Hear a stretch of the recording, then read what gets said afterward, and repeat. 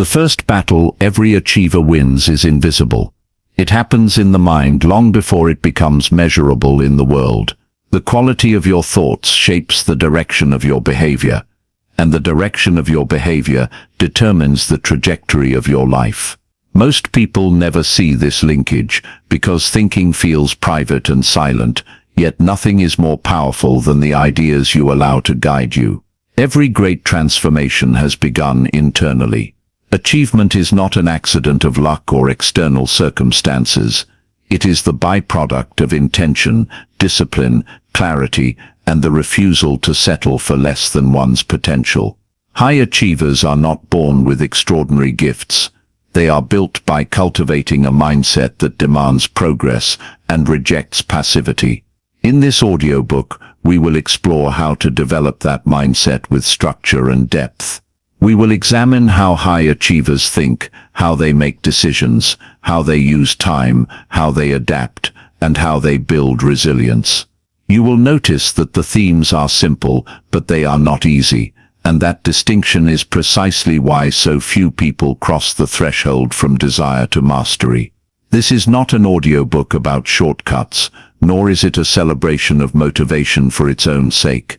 It is a guide to building the inner architecture that makes success inevitable over time. If you are ready to challenge your assumptions, raise your standards, and commit to personal evolution, then you are in the right place. Let's begin. Chapter 1. Decide who you will become. Before anything meaningful can change in your life, you have to decide who you intend to become. Not what you want, not what you wish, but who you will become. That sounds simple, almost too simple, but most people never make that decision. They drift, they react, they adapt to circumstances instead of shaping them. And without a clear chosen identity, their actions have no consistent direction. When high achievers look at their future, they don't merely hope for improvement. They define the kind of person capable of producing that improvement. They begin with identity instead of outcomes. Instead of saying, "I want to earn more," they say, "I will become the kind of person who creates value." Instead of saying, "I want to get in shape," they say, "I will become the kind of person who treats their health as a priority." These decisions act as internal instructions. They guide behavior long after motivation fades. Identity shapes standards, and standards shape habits. Once you decide who you will be, your brain begins eliminating options that don't fit that identity. If you truly decide to be disciplined, then skipping work becomes out of character. If you decide to be a learner, then boredom becomes a signal to study instead of scroll. And if you decide to be a builder, then excuses feel unnatural. Identity gives you a lens that filters the world. But here's the difficult truth. Deciding who to become requires closing the door on other versions of yourself. That is why most people never do it. They want improvement without sacrifice. They want growth without discomfort. They want a new future while keeping the same habits, the same environment, and the same tendencies. But becoming someone new means disappointing who you used to be. It means outgrowing behaviors that were once comforting. It means refusing to negotiate with the part of you that prefers convenience. Take a moment and think about how much of your identity has been accidental, maybe shaped by parents, maybe by culture, maybe by friends, maybe by fear. Identity that is handed to you rarely fits you. Identity chosen by you, however, is empowering. It is the beginning of agency. Deciding who you will become is not a one-time declaration. It is a commitment you renew through action. You don't become disciplined by saying it once. You become disciplined by choosing it repeatedly, especially when it's inconvenient. You don't become intentional by writing goals.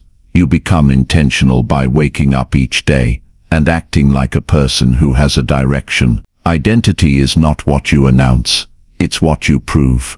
So pause and ask yourself the simplest but most important question: who am I in the process of becoming? If the answer doesn't excite you or stretch you, then you haven't decided yet. And if you haven't decided, life will decide for you. The moment you choose intentionally is the moment you begin to lead your own future. Chapter 2. Think like an architect, not a wanderer. Every structure you have ever admired began as a drawing. Before a single brick was laid, before a foundation was poured, someone sat down and thought with intention. They asked, "What will this become? How will it function? How should it look?" Nothing meaningful in the physical world appears without first existing in the mental world. High achievers understand this principle instinctively. They think like architects. They design their direction. They plan their moves. They do not wander and hope success bumps into them along the way. A wanderer, on the other hand, relies on feeling, luck, or convenience. They move without clarity. They try something for a while, get distracted, and then switch to something else. They waste not only time but momentum. Wandering feels active because you're always doing something, but activity without direction is just refined avoidance. It is effort with no architecture, and effort without architecture rarely compounds. To think like an architect means to operate with intention. It means you recognize that life has structure, and that outcomes are not random. When you see someone living with purpose, accomplishing meaningful goals, or building something exceptional, you are not witnessing luck, you are witnessing planning. You are seeing the results of someone who took time to ask deeper questions. Where am I headed? Why does it matter? What are the steps in between? What must be eliminated? What must be added? The average person resists this type of thinking because planning confronts reality. It reveals gaps, weaknesses, and contradictions. When you plan your future, you are forced to see what you've been ignoring. That discomfort alone is enough to make most people drift instead. Drifting feels easier because it demands nothing. No clarity, no commitment, no accountability. But drifting has a cost. It guarantees mediocrity. You cannot drift into excellence. The architect mindset begins with vision, not fantasy, not vague dreams, but a vision anchored to reality. Vision answers the question, what am I building? If you do not know the answer, everything else becomes guesswork. Vision pulls you forward. When challenges arise, vision gives you a reason to endure. Without vision, discomfort becomes discouraging. With vision, discomfort becomes necessary. The next step is structure. High achievers break their vision into components, skills to learn, systems to build, daily actions to repeat. They turn the abstract into the concrete.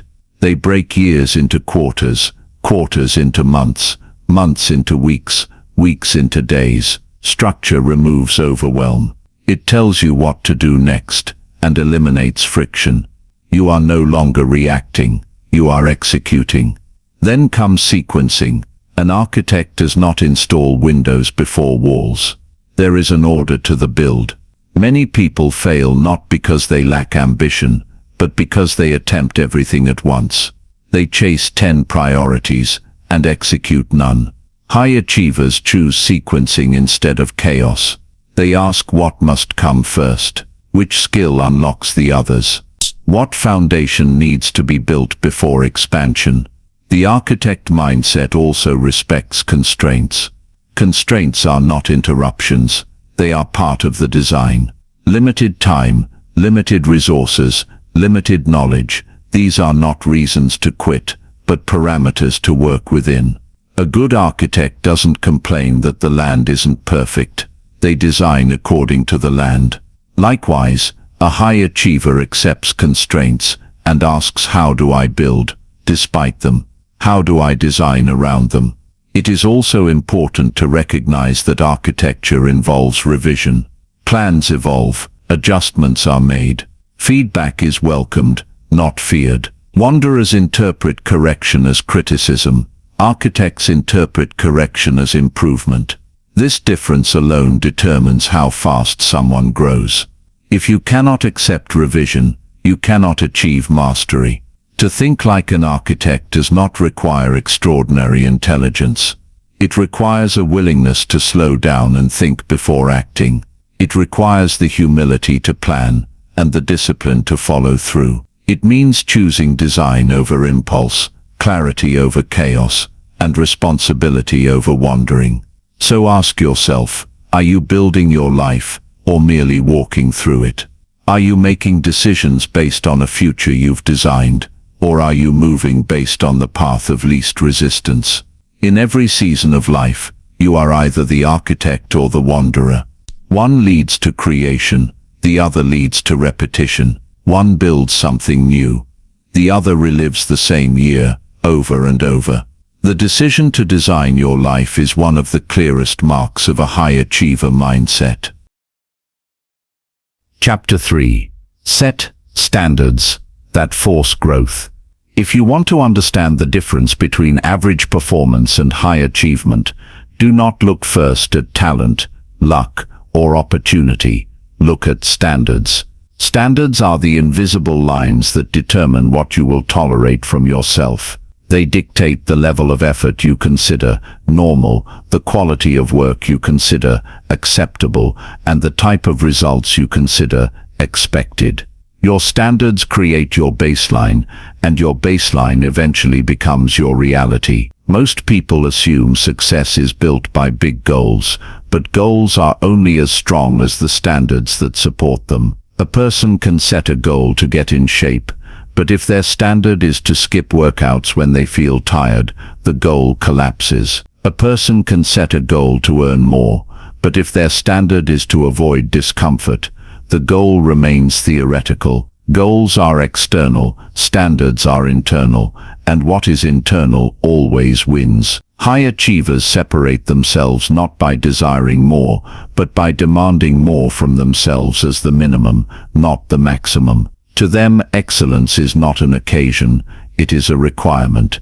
It is not something they rise to occasionally.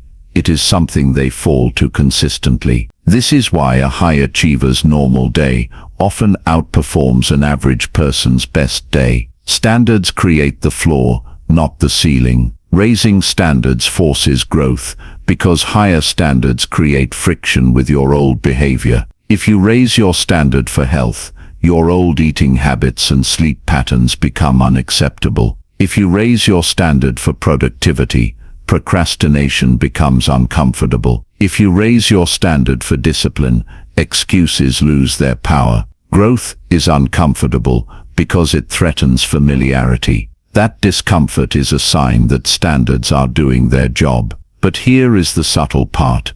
Most standards are inherited, not chosen. They come from your family, your environment, your friend group, or the culture you grew up in. If everyone around you treats mediocrity as normal, you begin to see mediocrity as reasonable. If everyone around you treats excellence as expected, you begin to see excellence as standard. This is why your environment matters so much. It shapes your baseline expectations without your permission. Choosing your own standards is one of the most empowering decisions you can make. It shifts you from being shaped by the world to shaping yourself. It means you no longer match the temperature of the room. You set it. You decide the level at which you operate. And once you decide, something interesting happens. You begin to feel uneasy when your actions do not align with your standards. That tension creates accountability from the inside out. It is important to note that raising standards does not require perfection. High achievers are not flawless. They simply refuse to let flaws become habits. When they fall short, they correct quickly. When they slip, they return to their standards rather than lowering them. Most people do the opposite. When they fall short of their standards, they reduce their standards to protect their ego. They say things like, maybe this is just who I am, or maybe I was aiming too high. Lowering standards feels comforting in the moment, but dangerous in the long run. It trades potential for relief. If you want to elevate your standards, begin with specificity. A vague standard, I will try to be more consistent, has no power. A clear standard: I work on my goals for 1 hour every day, no matter how I feel, creates structure. Specific standards produce predictable behaviors, and predictable behaviors produce results. Then apply consistency. Standards matter only when they become non-negotiable. If you only uphold your standards when conditions are ideal, they are preferences, not standards. The true test of a standard is not when you are motivated, it is when you are tired, stressed, bored, or discouraged. That is when most people abandon their commitments. High achievers hold their line. Finally, allow your standards to evolve. The standard that once challenged you will one day become too small. Growth requires upgrades. What was once impressive should eventually become normal. That is not arrogance, that is progress. A life without rising standards becomes stagnant. A life with rising standards becomes expansive. Ask yourself, what do you currently consider acceptable that is holding you back? What do you allow that needs to be eliminated? And what standard, if enforced consistently, would change your trajectory? The answer to those questions will tell you more about your future than your goals ever will.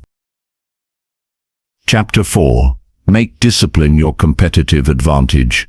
If there is one trait that separates those who achieve consistently from those who merely dream, it is discipline. Not inspiration, not motivation, not talent. Discipline. Motivation is emotional, talent is unevenly distributed, and inspiration is unpredictable. Discipline, however, is a choice. It is repeatable, it is controllable, and when exercised long enough, it becomes a competitive advantage, so strong that it appears almost unfair from the outside. The world is full of people with big ambitions but weak follow-through. They start with energy, talk with enthusiasm, make plans with excitement, and then stop as soon as the effort becomes uncomfortable. Discipline is the opposite pattern. It is the act of doing what needs to be done, even when the emotional state is unfavorable. It is choosing alignment over convenience, responsibility over impulse, long-term gain over immediate relief. Discipline does not feel dramatic. It feels steady, quiet, and often uncelebrated. Yet it is the single force that turns goals into realities. One of the most surprising truths about discipline is that it becomes easier, not harder, over time. The first stage is resistance, where every step feels like a battle. The second stage is adaptation, where your brain begins to normalize the effort. The third stage is identity, where the behavior no longer feels like something you are forcing. It feels like who you are. This is why forcing yourself to begin is so valuable. The earlier repetitions prepare the mind for the shift from effort to identity. People often misunderstand discipline as self-punishment. In reality, discipline is self-respect. It is an acknowledgement of your potential and a refusal to waste it. When you set a task and follow through, you are signaling to yourself, my word matters. That small act builds internal trust. Trust grows into confidence. Confidence grows into capability. The same process works in reverse when discipline is absent. Every time you say you will do something, and then do not, you send a message to yourself that your own promises are optional. That erodes confidence. It erodes belief. Eventually it erodes ambition itself. To make discipline your competitive advantage, you must adjust how you think about it. Discipline thrives on systems, not willpower. If you rely on willpower alone, you will eventually fail, because willpower fluctuates with energy, mood, stress, and circumstance. Systems, however, operate regardless of emotion. A system is simply a prepared environment that makes the desired behavior easier and the undesired behavior harder. Laying out gym clothes at night, preparing your workspace, scheduling your learning, or removing distractions are all examples of environmental systems that make discipline sustainable. Consistency is another pillar of discipline. Large efforts performed sporadically cannot outperform small efforts performed daily.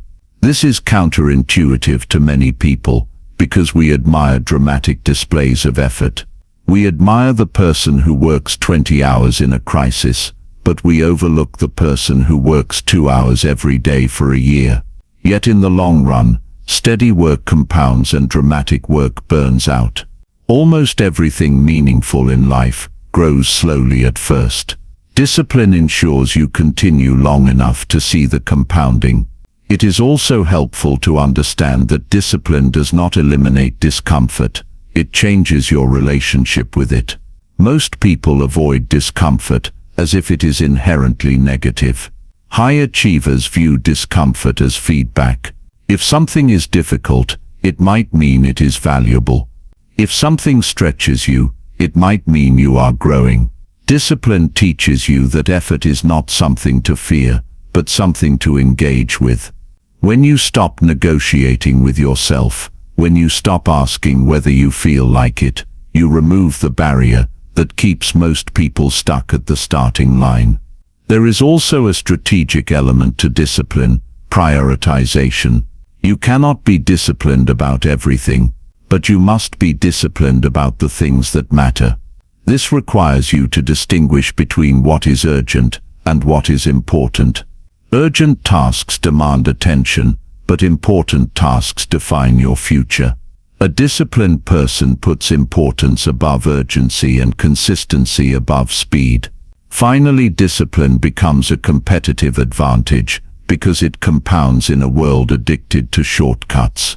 While others look for easier paths, quicker routes, or instant gratification, the disciplined individual builds quietly, accumulates progress, and arrives at results that seem to everyone else sudden. But nothing could be further from the truth. Overnight success is simply invisible discipline over time. Ask yourself, where could discipline change your trajectory? What promise do you need to keep to yourself? And more importantly, how would your life change if discipline became your default instead of your exception? The moment you choose discipline, you choose power. Chapter 5. Train your brain to love hard things. Human nature is wired to seek comfort and avoid difficulty. This instinct once kept us alive, but in the modern world it often keeps us small. Most meaningful achievements require effort, patience, uncertainty, and delayed gratification, conditions that feel uncomfortable to the brain. This is why so many people quit when things get hard. They don't lack ability, they lack tolerance for discomfort. High achievers understand this and deliberately train themselves to approach hard things instead of retreating from them. They do not wait until something feels easy. They grow strong enough to handle what is difficult. At first glance, this idea may sound unrealistic. How do you love hard things? Isn't discomfort by definition unpleasant? Yes, but the secret lies in association.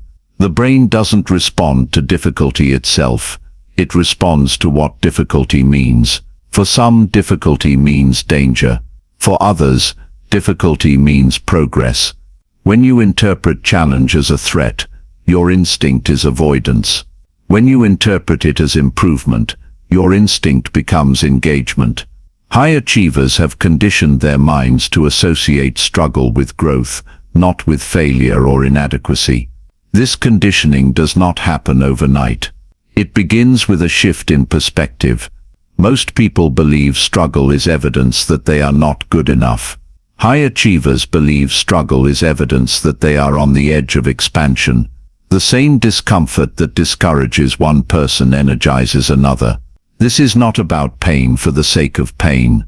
It is about recognizing that every meaningful upgrade in life has a cost, and that cost is effort. There is a simple rule worth remembering. Anything that builds you will first test you, and anything that tests you will first make you uncomfortable. A new skill tests your patience. A new discipline tests your consistency. A new responsibility tests your capacity. Growth always demands that you operate beyond your previous limits. The question is not whether you can do hard things. The question is whether you can stay long enough in the discomfort for growth to occur. To train your brain to love hard things, start small. The mistake people make is assuming they must leap to extremes. They attempt huge changes, fail quickly, and then conclude they are not capable. But discomfort tolerance increases the same way muscles increase, through manageable stress applied consistently. If you do something slightly harder than yesterday, your capacity expands. Over time, hard things become normal. What once intimidated you becomes routine. This is how growth feels from the inside, slow at first, then obvious in hindsight. Another powerful tool is reframing. Language shapes experience. When you say, "This is hard," your brain hears a warning. When you say, "This is new," your brain hears a challenge. When you say, "This is helping me grow," your brain hears a reward. These are subtle differences, but they accumulate. People who succeed consistently are not fighting their brains, they are training them. It also helps to understand that discomfort often appears right before breakthrough. Many individuals quit at the exact moment progress is about to compound.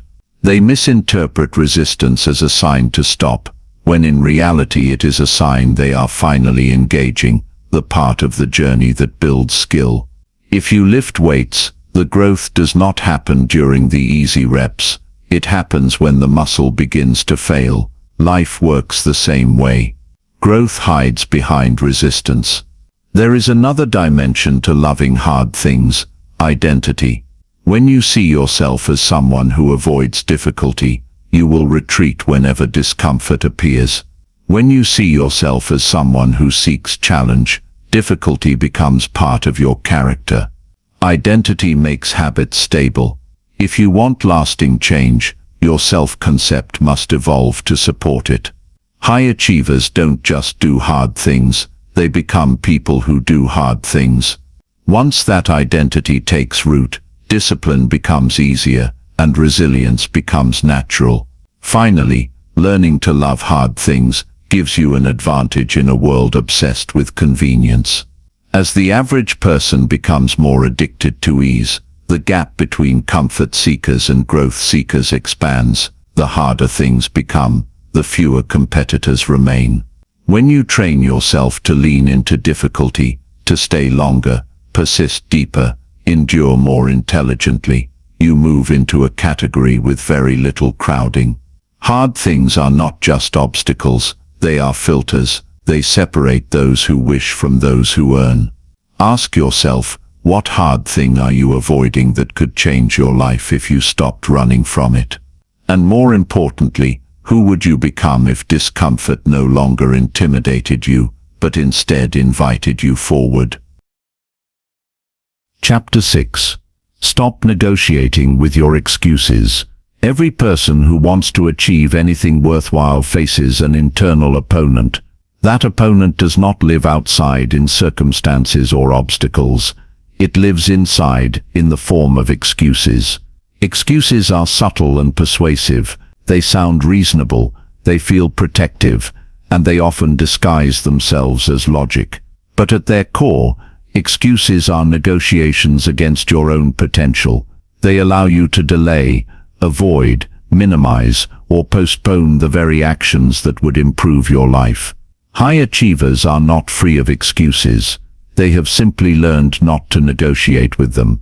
Excuses do not arrive loudly, they arrive quietly. You're tired today, you can do it tomorrow. You don't feel ready yet, maybe wait a little longer. It's not the right time. You don't know enough. You're too old. You're too young. You should take it easy, except take it easy never produces change. Tomorrow never arrives. And not the right time becomes a lifetime of deferred potential. The brain invents excuses, not because it wants failure, but because it wants comfort. The brain prioritizes safety, even when safety leads to stagnation. What makes excuses powerful is that they contain fragments of truth. You may genuinely feel tired. You may genuinely feel uncertain. You may genuinely lack information. But high achievers understand that truth is not a sufficient reason to delay. If you wait for perfect conditions, you will never begin. The world does not reward you for waiting until everything feels convenient. It rewards you for acting despite inconvenience. Excuses are also attractive because they preserve ego. If you convince yourself that you could have succeeded, if you tried, you never have to confront the possibility of failing when you do try. This is one of the most common traps people fall into. They protect their ego by avoiding commitment. They would rather fantasize about what they could achieve than discover the limits of what they actually can achieve. But ego protection has a cost. It prevents growth, and where there is no growth, there can be no achievement. To stop negotiating with excuses, you must first become aware of how negotiation begins. It begins with small internal conversations. You tell yourself you'll work out later, you'll focus after lunch, you'll write when you feel inspired. Each time you negotiate, you reinforce the belief that effort is optional. Over time, this belief becomes part of your identity. You begin to see yourself as someone who puts things off, someone who means well but doesn't execute. Identity always follows behavior. The solution is not to eliminate excuses. They will always exist. The solution is to stop engaging with them. The moment you entertain a negotiation with an excuse, you have already lost time and power. High achievers use a simple rule: if it's important, it gets done. No negotiation. They do not debate with feelings. They follow commitments. When the brain says, "You're tired," they say, "I know, and we're still doing it." When the brain says, "You don't feel like it," they say, "Feelings don't make decisions here." Another way to defeat excuses is through pre-commitment. Pre-commitment means you decide ahead of time what will happen, instead of letting the moment decide. When you decide ahead of time, emotions have no vote. For example, if you choose the time you work, the number of pages you write, or the hours you train, the brain can complain, but it cannot negotiate. You have already made the decision with a clear mind. It is also useful to expose the cost of excuses. Every excuse has a price, even if you never notice it. The price might be time you cannot get back. It might be confidence that slowly erodes. It might be opportunities that disappear. Or it might be potential that never materializes.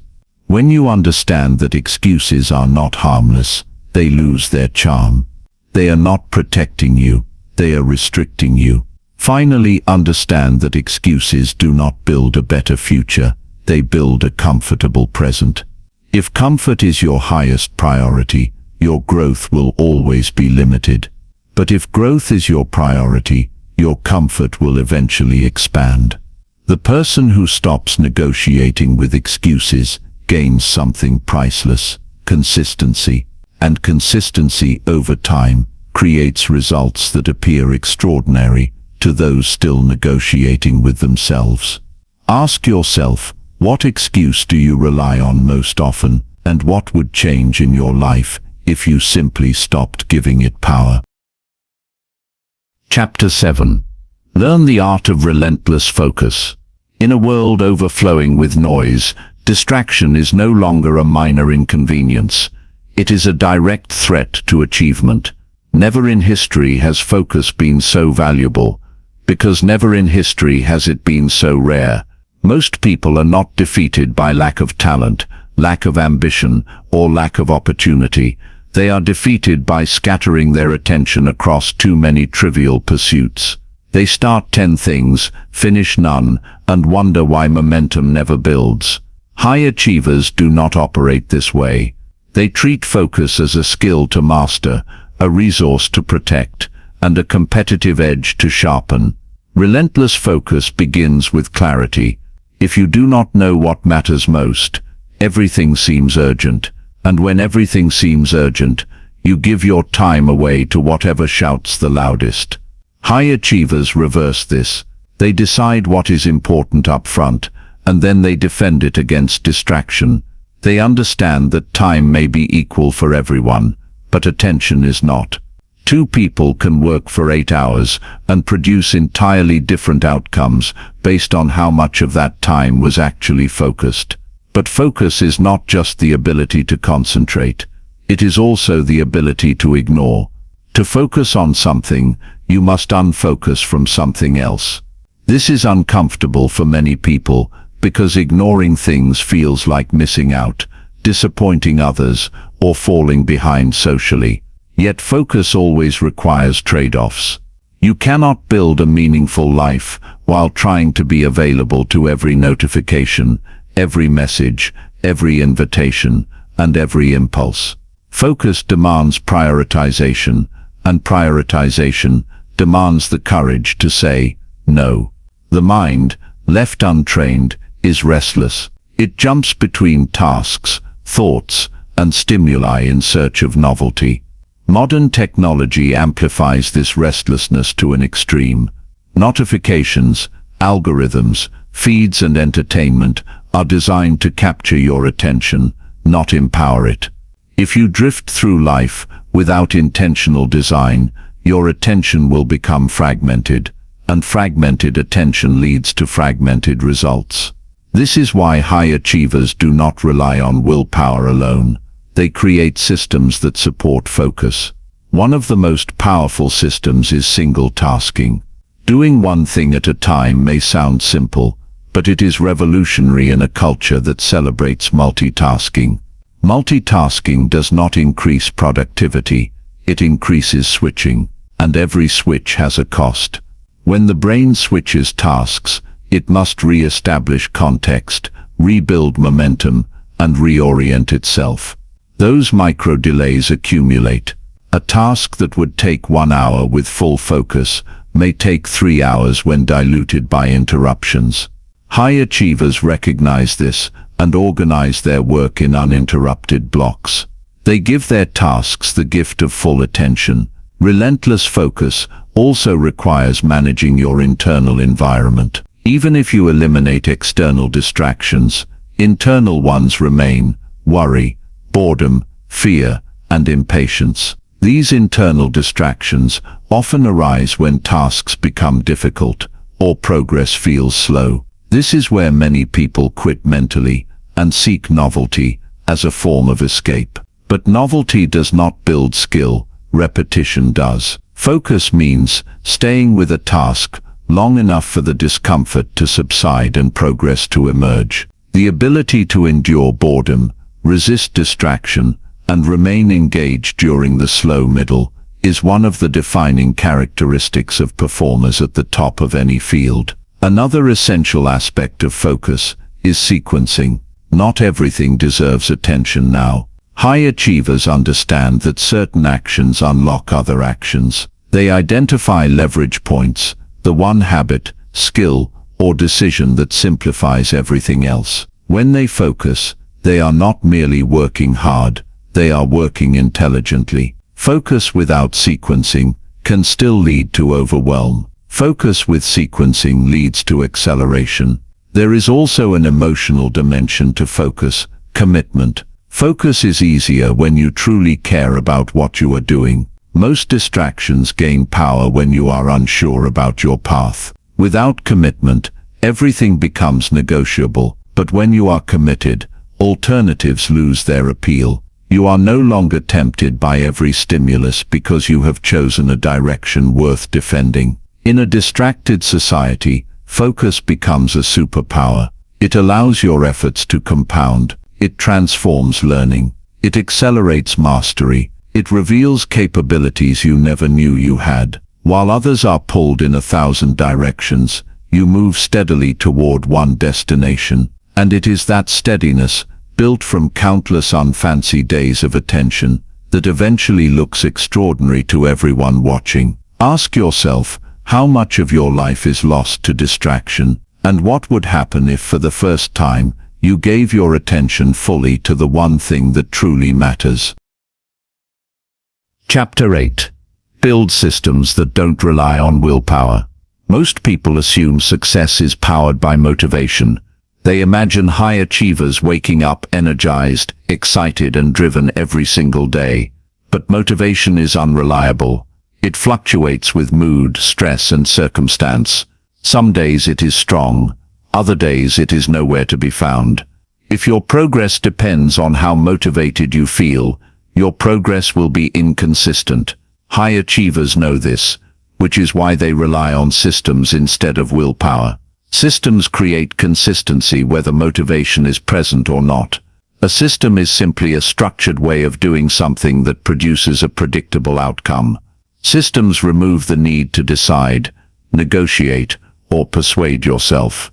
They turn important behaviors into routine, and routine into results. For example, going to the gym is an action, having a workout schedule, prepared clothes, and a set time is a system. Writing when you feel inspired is an action. Writing every morning at 8 a.m.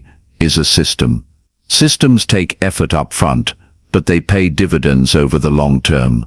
The human brain loves efficiency. Once a behavior becomes predictable, the brain uses less energy to perform it. This is why systems are so powerful. They reduce cognitive friction. Without a system, you must constantly think about what to do, when to do it, and how to start. Thinking takes energy. Decisions take energy. Negotiations take energy. Eventually, most people run out of energy and postpone the task. Systems remove that burden. They replace spontaneous decision-making with structured execution. Another advantage of systems is that they protect you from emotional variability. On days when you feel tired, stressed, or uninspired, a system holds the line. It says, we do this at this time, in this way, regardless of how you feel about it in the moment. This is essential because growth often requires doing things you don't feel like doing. Without a system, those moments become surrender points. With a system, those moments become just another repetition. When building systems, clarity is crucial. A vague system is no system at all. For example, saying I'll exercise more has no structure. Saying I train for 45 minutes every weekday at 6 a.m. creates a framework, a routine, and a boundary. The clearer the system, the less room there is for excuses. Systems thrive on specificity. Another key is environment. Your environment either supports your systems or sabotages them. If you want to read more, but your environment is filled with screens, noise, and notifications, your system is fighting uphill. If you want to eat healthy, but your kitchen is stocked with junk food, your system is undermined from the start. High achievers design environments that make the right behaviors easier and the wrong behaviors harder. This principle is simple. Don't fight battles you can design your way out of. Systems also benefit from automation. Anytime you remove human intervention, you reduce the risk of inconsistency. Automatic savings transfers, scheduled study blocks, blocked digital distractions, and preset learning routines are all examples of automated systems that promote progress without constant effort. Automation frees cognitive bandwidth so your discipline can be used where it matters most. Another important element is measurement. A system without measurement becomes guesswork. High achievers track progress not to boast, but to understand. Data reveals patterns where you improve, where you stall, and where adjustments are needed. Measurement turns effort into learning. Without feedback, you are operating in the dark. There is also an identity component to systems. When you consistently follow systems, you start to see yourself differently. The person who trains daily no longer sees themselves as a beginner. They see themselves as an athlete. The person who reads daily begins to see themselves as a learner. Systems transform self-image through repetition. Identity built on evidence is stable. Ultimately, systems are liberating because they remove the burden of constant discipline. You only need discipline at the beginning to build the system. Once the system is in place, it carries much of the weight.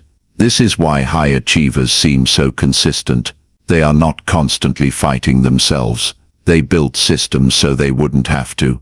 Ask yourself, in which areas of your life are you relying on willpower, and where could a system take over?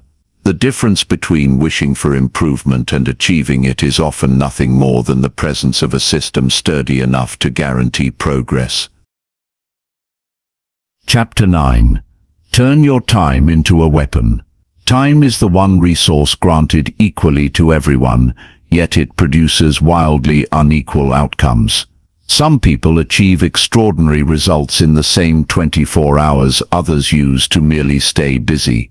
The difference is not the quantity of time, but the quality of its use.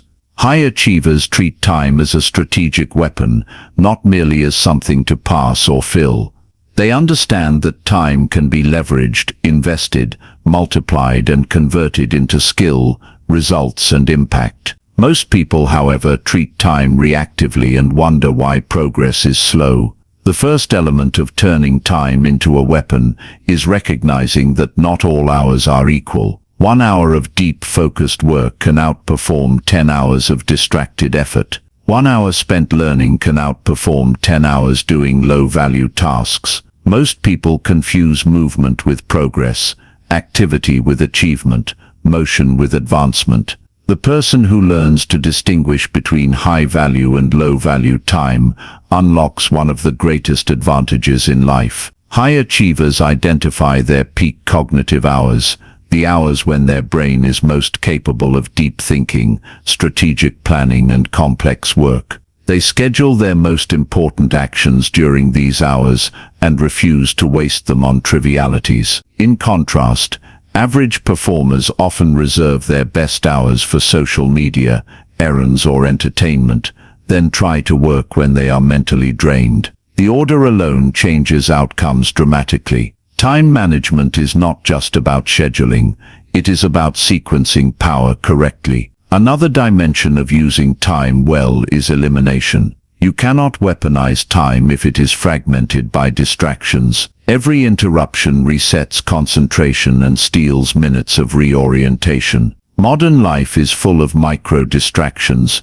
notifications, messages, alerts, feeds that fracture focus and dilute thought. High achievers defend their time by reducing the number of open loops competing for attention. They unsubscribe, mute, silence, delegate or decline. They remove clutter, because clutter, digital or physical, is time's silent enemy. Time also becomes powerful when it is invested instead of consumed. Consuming time feels comfortable, scrolling, watching, checking, refreshing. Investing time feels productive, reading, studying, training, building. The difference compounds. A person who reads for an hour a day builds a library of ideas and perspectives over the years. A person who practices for an hour a day builds mastery. Meanwhile, the person who scrolls for an hour a day builds nothing but habit.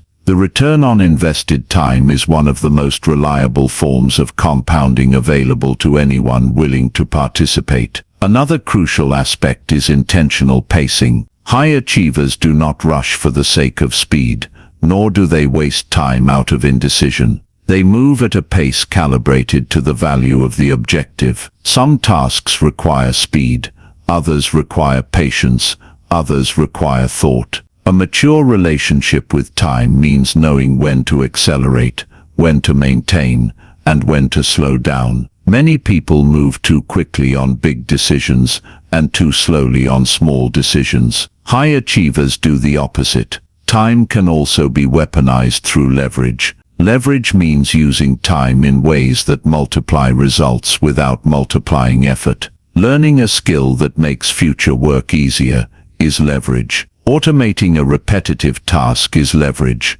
Delegating work to someone more specialized is leverage. Building an asset that produces value while you sleep is leverage. The more leverage you apply, the more your time works for you instead of against you.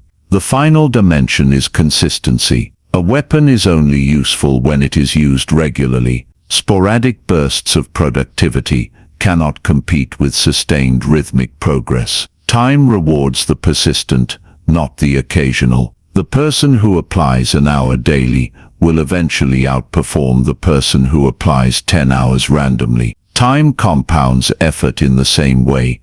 Interest compounds money, slowly at first, then overwhelmingly. Ask yourself a few questions. Where does your time go? What steals it? What multiplies it? What diminishes it? What would change if you treated every hour of your day as an investment instead of a placeholder? Time is indifferent. It does not care who uses it well or who wastes it, but it reveals its loyalty to those who take it seriously. The moment you stop merely passing time and start weaponizing it, your results will begin to separate from the crowd.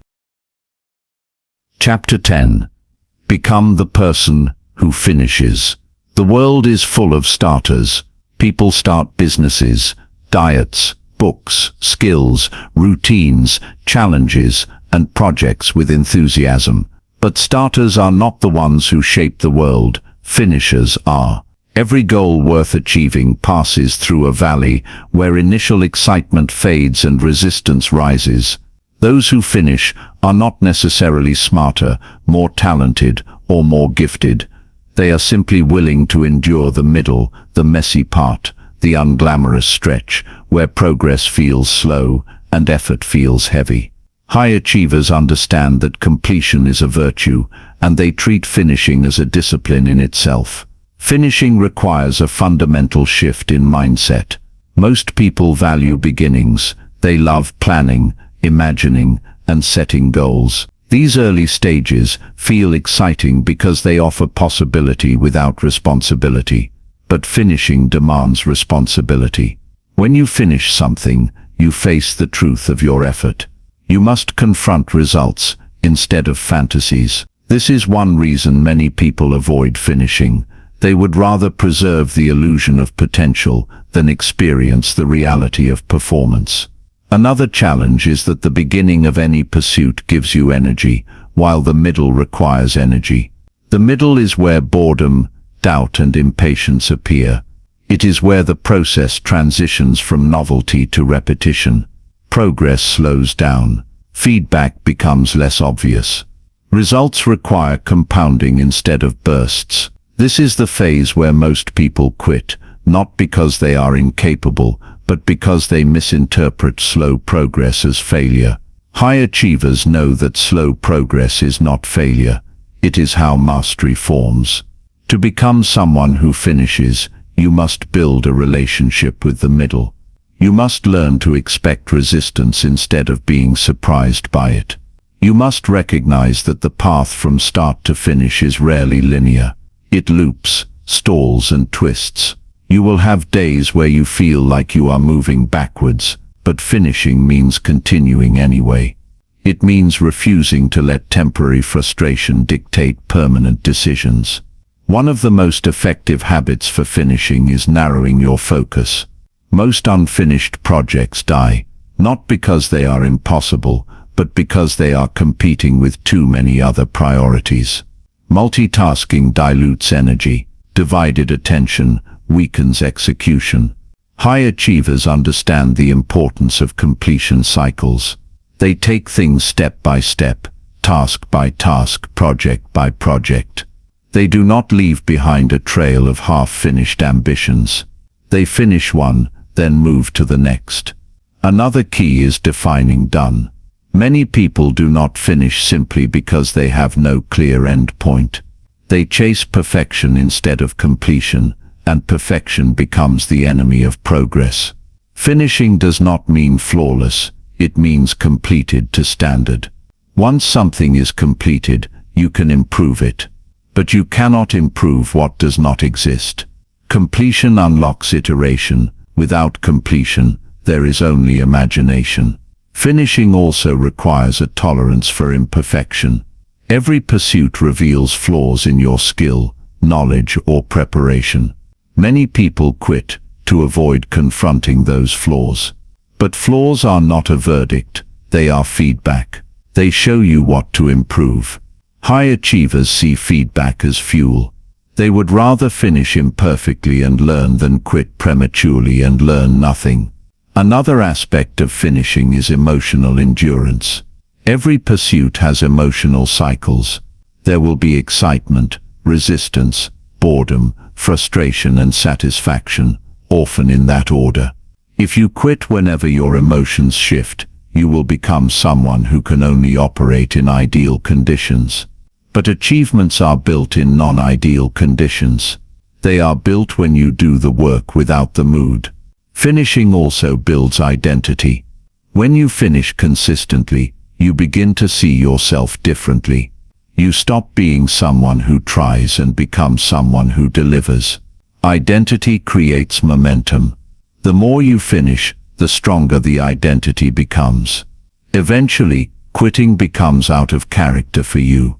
At that point, finishing is no longer just an action, it is who you are. Becoming someone who finishes is one of the simplest ways to separate yourself from the majority.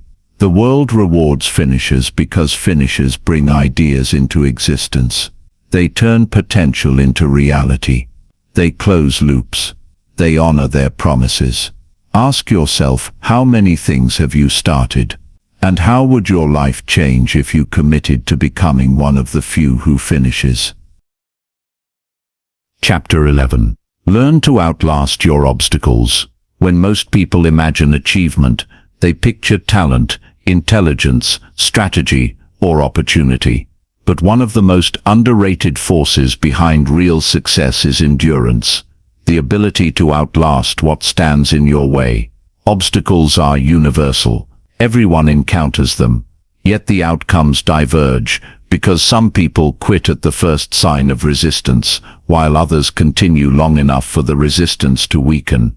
High achievers know that most obstacles are temporary, but only visible as temporary to those who endure. Obstacles come in many forms: external, internal, logistical, financial, emotional, relational, and psychological. Some are tangible, like limited resources. Others are invisible, like self-doubt or fear. But all obstacles have one thing in common: they shrink with time and effort. People assume obstacles get bigger the longer they persist, but the opposite is often true. Confidence grows, skill grows, perspective grows, strategies improve. What once felt impossible begins to feel manageable. The problem is that most people quit before this shift has time to occur. The gap between beginning and breakthrough is often filled with silence. No applause, no external validation, no evidence that the effort will pay off. This silence is where many individuals abandon their pursuit. They mistake lack of immediate feedback for lack of progress. But progress rarely announces itself in real time. It accumulates quietly and reveals itself suddenly. Those who outlast the silent phase are the ones who eventually experience the visible phase, where breakthroughs, opportunities and results become apparent. Every obstacle presents a decision: tolerate the discomfort and continue, or retreat to safety. Retreat offers immediate relief, but long-term regret. Continuation offers immediate difficulty but long-term fulfillment. The high achiever's instinct is to choose difficulty over regret. They understand that obstacles do not exist to signal retreat. They exist to test commitment. If you are willing to withstand the test, you earn the reward. If you are not, you return to the familiar. Endurance does not require that you move quickly. It requires that you keep moving. Forward motion can be slow, uneven, or ungraceful. It can include setbacks, pauses, or recalibrations. What matters is that you remain in the game. Time favors those who stay. Many people misinterpret setbacks as the end, when in reality setbacks are part of the path. No worthwhile pursuit unfolds without friction. If it did, everyone would achieve everything they wanted. One of the most powerful shifts you can make is changing how you interpret difficulty. Most people view difficulty as a signal that something is wrong. High achievers view difficulty as a signal that something meaningful is happening. If it's supposed to be easy, it's probably not valuable. If it's valuable, it's probably not easy. This simple lens removes a great deal of confusion. When you expect obstacles, you are not surprised by them. And when you are not surprised, you do not panic. You adapt. Adaptation is central to outlasting obstacles. Endurance is not stubbornness. It is not the refusal to change. It is the refusal to quit while continually adjusting your approach. If something is not working, the high achiever changes strategy, not the mission. Many people do the opposite. They change missions constantly while keeping their strategies the same. They jump from goal to goal, hoping to find one that requires no adaptation. That goal does not exist. Another factor in outlasting obstacles is patience. In a world of instant gratification, patience has become rare, and rarity has become advantage. The person willing to wait longer, endure longer, and repeat longer, gains access to results that vanish from the impatient. Patience is not passive, it is active persistence. It means you keep showing up, even when the timeline stretches. It means you allow compounding to do its work. Finally, outlasting obstacles builds identity and confidence. Every time you endure something you once thought you couldn't, your self-belief expands. You realize that challenges do not diminish you. They reveal you. And once you realize you can outlast one obstacle, you learn you can outlast the next. Over time, endurance becomes part of who you are. You become someone who doesn't fold when life becomes inconvenient, someone who sees difficulty and chooses not to retreat. Ask yourself, which obstacles in your life are temporary, but feel permanent simply because you haven't endured long enough? How different might your trajectory look if instead of quitting, you outlasted what was trying to push you out? History remembers those who stayed in the fight. The same principle applies to your own story. Chapter 12. Use feedback as fuel, not insult. One of the defining traits of high achievers is their relationship with feedback, where many people perceive feedback as criticism, attack, or insult. High achievers perceive it as information that can accelerate improvement. The difference between the two responses has nothing to do with intelligence and everything to do with mindset. When your ego interprets feedback as a threat, you defend yourself. When your ambition interprets feedback as fuel, you grow. Feedback is uncomfortable because it reveals gaps. It exposes blind spots. It highlights what you need to improve, and improvement demands humility. Many people avoid feedback, not because they dislike learning, but because they dislike confronting evidence that contradicts their self-image. It feels safer to protect pride than to refine skill. But pride protects weakness, and protected weakness cannot grow. High achievers would rather face an uncomfortable truth than remain comfortable in ignorance. There are two major types of feedback: voluntary and involuntary. Voluntary feedback is sought out. You ask for critique, guidance, or evaluation. Involuntary feedback is received, whether you want it or not. Life provides it through results, outcomes, failures, or missed opportunities. A person who refuses voluntary feedback will eventually be forced to accept involuntary feedback. One is proactive, the other reactive. One builds skill, the other delivers consequences. Another distinction worth noting is that feedback is not the same as judgment. Judgment is personal, feedback is directional. Judgment attacks you, feedback informs you. But because human beings tend to blend identity with performance, feedback often feels personal, even when it isn't. The ability to separate the two, your identity as a human being and your performance in a given task, is one of the most important psychological shifts for mastery. When you separate identity from performance, you become teachable. To use feedback as fuel, you must change the questions you ask. The average person asks, "What does this feedback say about me?" The high achiever asks, "What can I do with this information?" The first question leads to defensiveness.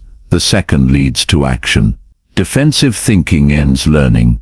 Actionable thinking begins it. Not all feedback is equally valuable. High achievers are selective about their sources. They do not accept feedback from people who have no experience, no expertise, or no understanding of the domain. They do not recalibrate their path based on the opinions of people who are not walking that path. They listen to mentors, practitioners, performers, coaches, and data. They listen to those who have done the work and understand the terrain. Filtering feedback is just as important as accepting it. It is also useful to recognize that feedback often arrives before skill. When you begin something new, your performance will be rough. This is unavoidable. Feedback during this stage is especially valuable because it shapes the foundation. Yet this is also when people are most fragile and most likely to quit. They expect early competence and mistake early incompetence for inability. High achievers expect early incompetence and treat it as part of the journey. They understand that proficiency is earned, not granted. Feedback becomes fuel when it is paired with repetition. Hearing what to improve is not enough. You must apply it repeatedly until the improvement manifests. Many people listen to feedback once and never return to it. They nod, agree, and then resume their habits unchanged. High achievers close the loop. They gather feedback, make adjustments, test the adjustments, and gather new feedback. This iterative cycle is how mastery accelerates. There is also a silent form of feedback worth acknowledging: outcomes. Results are the purest form of feedback because they cannot be negotiated. They reveal the truth without emotion. If your actions produce the outcome you desire, the strategy is validated. If they do not, adjustment is required. Data is not judgment, it is measurement. High achievers study their outcomes like scientists. They do not take failure personally, they take it seriously. Finally, using feedback as fuel builds confidence in the long term. At first it may feel uncomfortable to expose your weaknesses, but as you improve, you begin to trust yourself. You develop a deep knowing that you can learn anything, adapt to anything, and grow through anything. Confidence built on evidence is sustainable. It does not require external validation because it is internal and earned. Ask yourself, how much have you avoided growth simply because you feared feedback? What opportunities have been missed because the ego demanded comfort? And how would your life change if feedback stopped threatening you and began strengthening you? When you stop using feedback as a mirror of inadequacy and start using it as a map for improvement, you unlock one of the greatest advantages available to anyone aspiring to excellence. Chapter 13. Surround yourself with high standards. Your environment is not neutral. It is either lifting you up or pulling you down. It is either expanding your potential or shrinking it. Many people underestimate the influence their surroundings have on their mindset, behavior, and outcomes. They believe they are independent agents who make choices freely, unaware that their environment shapes the very range of choices they consider. High achievers do not leave their environment to chance. They surround themselves with people, inputs, and standards that reinforce the life they are trying to build. Standards are contagious. Spend enough time with disciplined people, and you begin to adopt discipline as normal. Spend enough time with ambitious people, and ambition becomes expected. Spend enough time with complacent people, and complacency becomes comfortable. The human mind adjusts to the dominant temperature of its environment. If you want to raise your internal temperature, you must raise the temperature around you. This is not about elitism or dismissing others. It is about recognizing that proximity influences performance. If you are the most driven person in your circle is limiting you. If you are the most knowledgeable person in your environment is no longer challenging you. Growth slows down when you stop being pushed. High achievers intentionally place themselves in environments that stretch them. They seek mentors who demand more, peers who operate at high levels, and standards that make mediocrity uncomfortable. One of the most subtle forms of influence is expectation. Expectations operate quietly, but powerfully. If the people around you expect little from themselves, they will expect little from you. They may not say it out loud, but the expectation is implied. Do not try too hard. Do not go too far. Do not rise too quickly. Do not make us uncomfortable. Social environments often punish ambition because ambition disrupts the status quo. High achievers experience this early in their journey. Friends or colleagues questioning why they are working so hard, why they are changing their habits, why they are prioritizing improvement. These questions are not always malicious, they are a defense mechanism. When you raise your standards, you unintentionally challenge the standards of those around you. This is why alignment matters. Aligning yourself with people who value growth, discipline, responsibility, and achievement creates a reinforcing loop. You no longer have to justify your ambition. You no longer have to explain your sacrifices. In a high-standard environment, effort is not questioned, it is respected. Improvement is not strange, it is normal. Excellence is not celebrated occasionally, it is expected, consistently. It is equally important to curate the inputs you consume. Your mental environment includes what you read, watch, listen to, and engage with. Digital platforms can either pollute your mind with distraction or feed it with insight. If your inputs are shallow, reactive, and fragmented, your thinking will become shallow, reactive, and fragmented. High achievers feed their minds with depth. They study ideas, learn from models, analyze patterns, and expose themselves to information that strengthens their character and sharpens their decision-making. Curating your digital diet is as important as curating your social circle. Another environmental factor is accountability. Accountability raises standards because it connects behavior to consequence. When you operate alone, you can justify anything. You can rationalize laziness, procrastination, or inconsistency without challenge. But when you are accountable to a group, a partner, a mentor, or even a public commitment, excuses lose power. High achievers leverage accountability because they understand how easily the mind can create loopholes. Accountability keeps those loopholes closed. There is also the matter of emotional environment. Your emotional environment includes how people around you handle adversity, stress, conflict, and failure.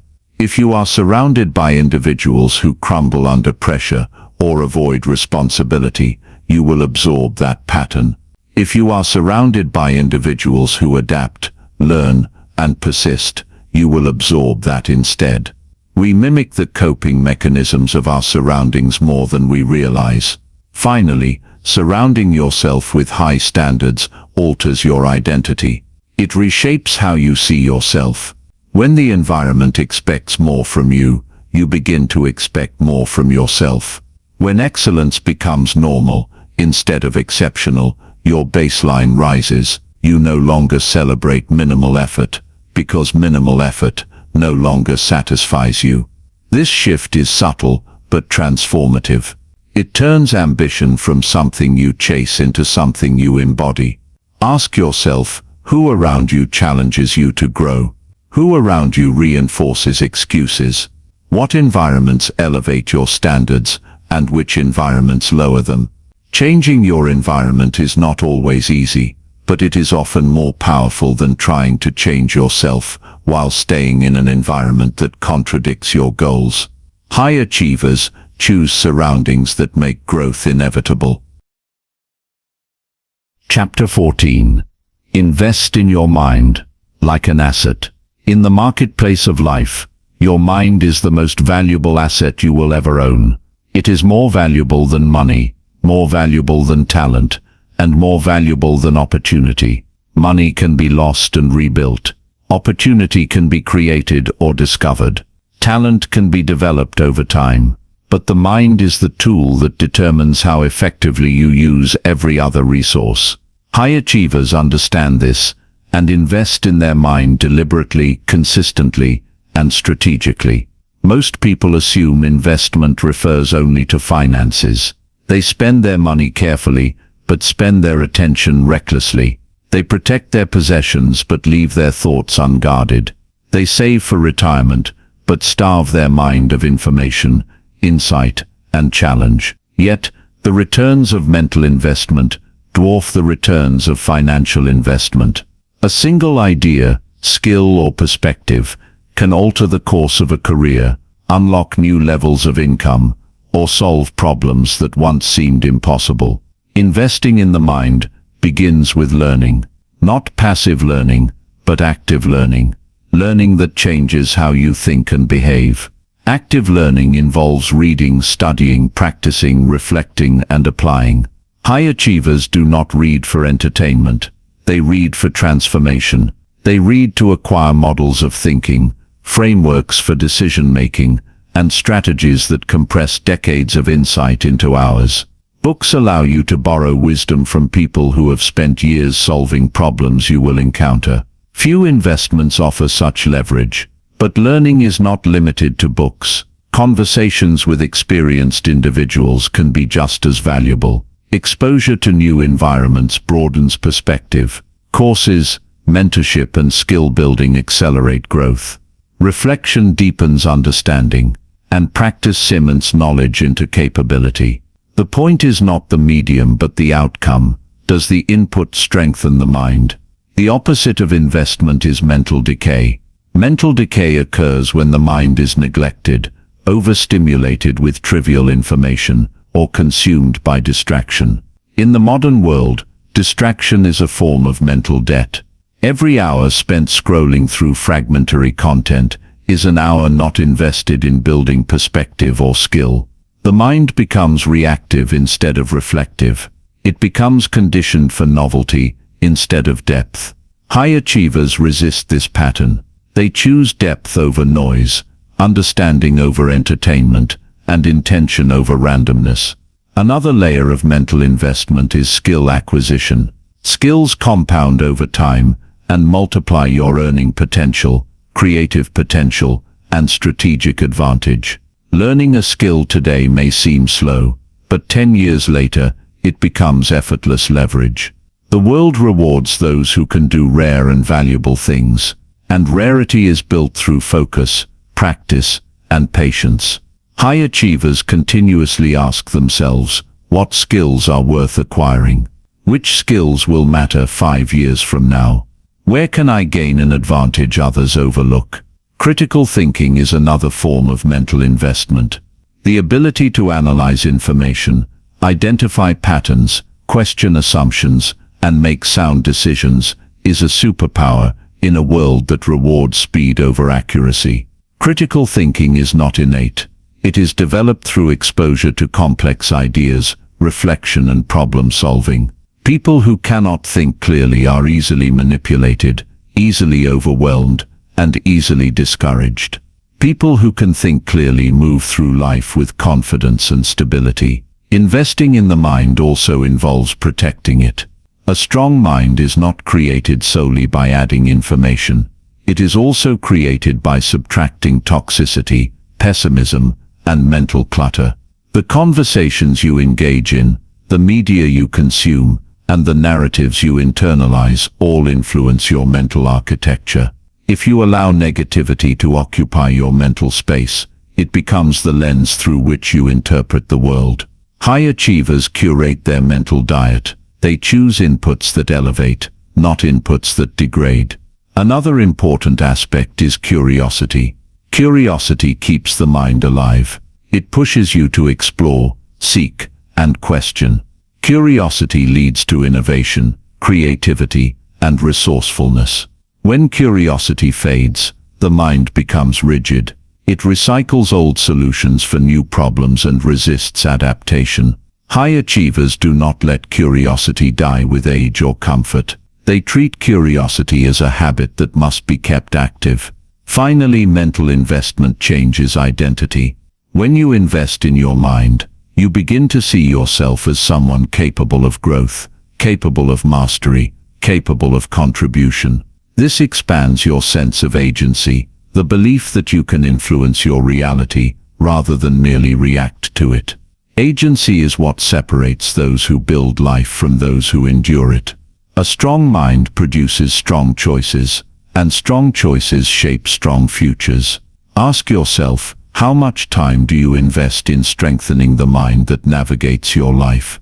What would change if you treated your mind not as a container for memories, but as an asset designed for performance? The mind you build becomes the life you live. Investing in it is not optional for those who seek excellence. It is a requirement. Chapter 15. Reinvent yourself as often as needed. One of the greatest advantages you possess as a human being is the ability to reinvent yourself. You are not required to remain who you have been. You are not obligated to repeat old patterns, sustain outdated beliefs, or perform former versions of yourself just because others have grown comfortable with them. Reinvention is not about abandoning your identity. It is about updating it to match the future you intend to build. High achievers understand that growth requires periodic reinvention, and that the person they must become next is not always compatible with who they are now. Reinvention begins with honesty. Most people cling to their current identity because it feels safe, familiar, and socially validated. They tell themselves, "This is just how I am," or "This is who I've always been," or "People know me for this." But these statements are not truths. They are protections. They protect you from uncertainty, from expectation, and from the courage required to evolve. Reinvention requires the humility to ask, is the version of me that exists today capable of producing the future I desire? If the answer is no, then evolution becomes necessary. Part of the challenge is that reinvention disrupts your environment. People tend to prefer consistency in others because it allows them to predict how to interact. When you reinvent yourself, you alter that predictability. You may find that some people support your evolution while others resist it, not because they dislike you, but because your growth threatens their comfort.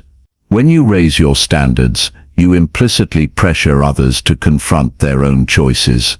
Reinvention can feel lonely at first, but loneliness is often the bridge between who you were and who you are becoming.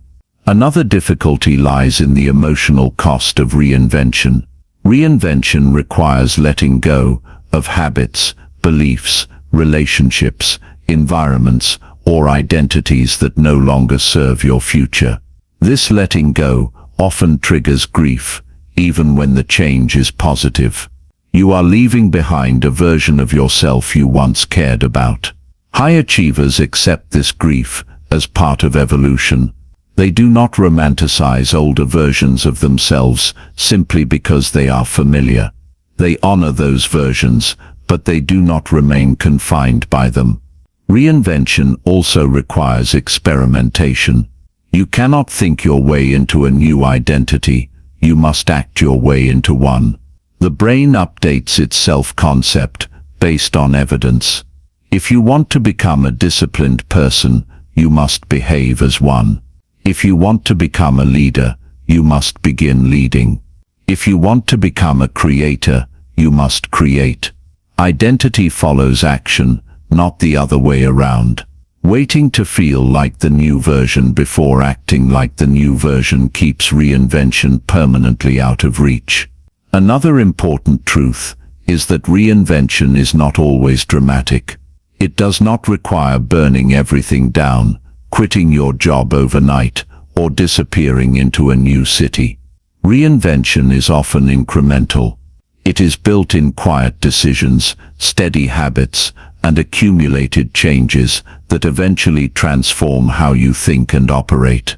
The small improvements that seem insignificant in the moment often become the defining shifts of the future. Timing also plays a role. Reinvention requires recognizing the difference between persistence and stagnation. Persistence means continuing on a path because it still leads somewhere meaningful. Stagnation means continuing on a path because it is familiar, even though it no longer leads anywhere. The difference is subtle, but critical. High achievers periodically audit their direction. They ask whether they are still building toward a compelling future or merely maintaining a comfortable past. Reinvention does not guarantee ease. In fact, it often demands courage, discomfort, and resilience. But the alternative, being locked into a static identity, is far more costly. Life changes, industries change, opportunities change, environments change. If you refuse to change with them, you do not preserve your identity. You fossilize it. Reinvention keeps you adaptable. Adaptability keeps you relevant. Relevance keeps you effective. Ultimately, reinvention expands what is possible for you.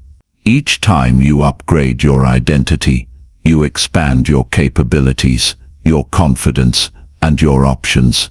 You stop living as a character in someone else's expectations and begin living as the author of your own trajectory. That shift alone transforms everything. How you work, how you think, how you choose, and how you engage with your future. Ask yourself, what version of yourself have you outgrown? What beliefs, habits, or identities once served you but no longer do? And more importantly, who do you need to become next in order to live the life you say you want? Reinvention is not reserved for the extraordinary. It is available to anyone willing to evolve. The only question is whether you will allow your future to be built by your potential or restricted by your past. Conclusion. Achievement is not an accident, and it is not a mystery. It is the logical result of a mindset shaped by intention, discipline, clarity, resilience, and personal responsibility. High achievers are not different because the world gave them special conditions. They are different because they built the internal conditions required to meet the world with strength. They decided who they would become. They designed their direction. They raised their standards. They embraced discomfort. They defended their focus, and they completed what they started. These are not small adjustments. They are transformations of the mind. As you reflect on the ideas within this audiobook, understand that nothing here requires perfection. You are not expected to embody every lesson flawlessly or instantly. What matters is adoption and direction. A single shift, one new standard, one consistent habit, one clarified vision can alter your trajectory. The mind changes gradually and then suddenly. Much of improvement is invisible until it becomes undeniable. Most breakthroughs are earned long before they are experienced. You also carry something essential with you: agency. The ability to choose, the ability to update your identity, the ability to invest in your mind, the ability to design instead of drift, the ability to reinvent instead of repeat. These abilities are available to you at any moment, regardless of your past or your current circumstances. High achievers are not merely people with ambition.